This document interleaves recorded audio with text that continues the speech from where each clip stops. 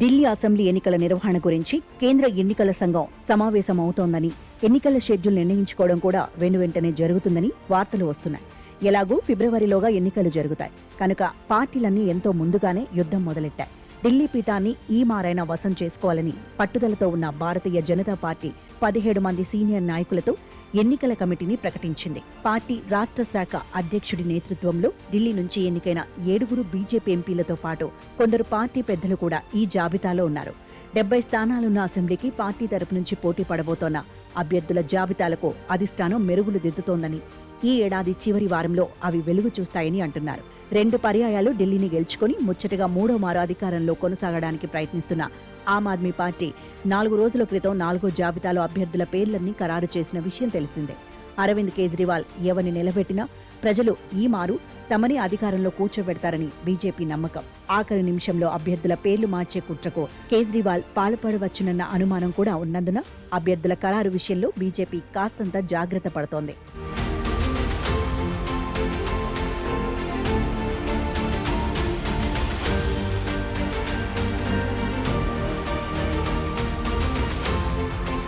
అభ్యర్థుల జాబితాల విడుదలలో ఆప్ మంచి దూకుడుగా వ్యవహరించింది. అయితే ఈ 4 విడతల జాబితాల్లో 16 మంది సిట్టింగ్లకు సీట్లు పోయాయి. 11 మందితో కూడిన తొలి జాబితాలోనే 3 బీజేపీ నుంచి, మరో 3 కాంగ్రెస్ నుంచి వచ్చిన వారున్నారు. రెండో జాబితాలో చాలా కొత్త ముఖాలు చేరాయి. ఒక పక్క బీజేపీ, కాంగ్రెస్ల నుంచి 4 రోజుల క్రితం వచ్చిన వారిని కూడా జాబితాల్లో చేర్చేస్తూ, మరోపక్క తమది ఉన్నతమైన భిన్నమైన పార్టీ అని కేజ్రీవాల్ ఎలా చెప్పుకోగలరని విమర్శకుల ప్రశ్న. 70 మందిలో ఓ 10 మంది బయట నుంచి వచ్చిన వారు ఉన్నంత మాత్రాన విలువలు కోల్పోయినట్టేనా అని ఆప్ నాయకులు ప్రశ్నిస్తున్నారు. అన్నా హజారే ఉద్యమం నుంచి పుట్టినందువల్ల కాబోలు కేజ్రీవాల్ పార్టీకి అప్పట్లో ఏవో విలువలుండేవని, ఇప్పుడు అవి తరిగిపోతున్నాయని కొందరికి బాధ. ఆప్ ఈ పేరు తీవ్ర గందరగోళం ఉన్నదన్న విమర్శలు అటుంచితే, ఈ మారు అధికారం అంత సులభం కాదన్న అనుమానం దానికి బాగా ఉన్నట్టు కనిపిస్తోంది.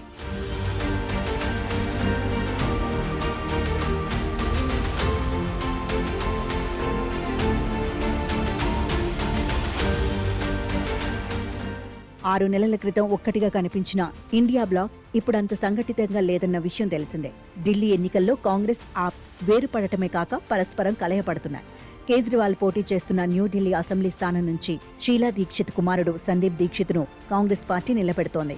కాంగ్రెస్తో పొత్తు లేదని కేజ్రీవాల్ తేల్చేయడంతో ఆ పార్టీ మీద ఆప్ నాయకులు విమర్శలు గుప్పిస్తున్నారు. గత 10 ఏళ్లు ఎవరి సాయం అక్కర్లేకుండా సొంత బలంతో చక్కగా 2 విడతలు పాలించుకున్నాక ఈ మారు మాత్రం పొత్తులెందుకని కేజ్రీవాల్ అనుకుని ఉంటారు. పైగా 6 నెలల నాటి సార్వత్రిక ఎన్నికల్లో కాంగ్రెస్తో పొత్తు పెట్టుకున్నందువల్ల ఆప్కు దక్కిన ప్రయోజనమేమీ లేకపోయింది. దేశ రాజధానిలో ఉన్న 7 లోక్సభ స్థానాలకు 55% ఓట్లతో బీజేపీ ఎగురేసుకుపోయింది. ఈ నేపథ్యంలో ఈ మారు కాంగ్రెస్తో చెలిమి తనకు అపకారమే తప్ప ఉపకారం కాదని ఆప్ అనుకుని ఉంటుంది. పైగా బీజేపీ మత రాజకీయాల పట్ల మెతకగా ఉంటున్న ఆప్కు కాంగ్రెస్తో ప్రత్యక్ష పొత్తు కొన్ని స్థానాల్లో నష్టం చేయవచ్చు.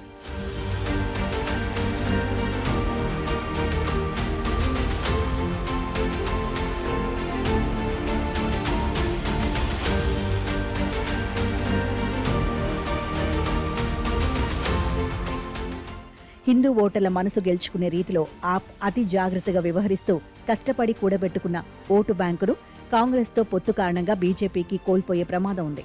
పైగా ఆప్, కాంగ్రెస్ మధ్య ఎప్పుడూ దూరమే తప్ప సయోధ్య ఆరుదు. ఢిల్లీలో తనకు ఇంకా బలం ఉన్నదని నమ్ముతున్న కాంగ్రెస్ కూడా పొత్తు లేకపోవడమే మంచిదని అనుకుంటోంది. సార్వత్రిక ఎన్నికల్లో అద్భుతాలు చేసి అసెంబ్లీ ఎన్నికల్లో చతికిల పడుతున్న చరిత్ర గల బీజేపీ మాత్రం ఈ మారు లిక్కర్ కేస్, కేజ్రీవాల్ అరెస్ట్ ఇత్యాది పరిణామాలతో ఆప్ పూర్తిగా ప్రజా విశ్వాసాన్ని కోల్పోయిందని, ఢిల్లీని మోసం చేసుకోవడం ఖాయమని నమ్ముతోంది.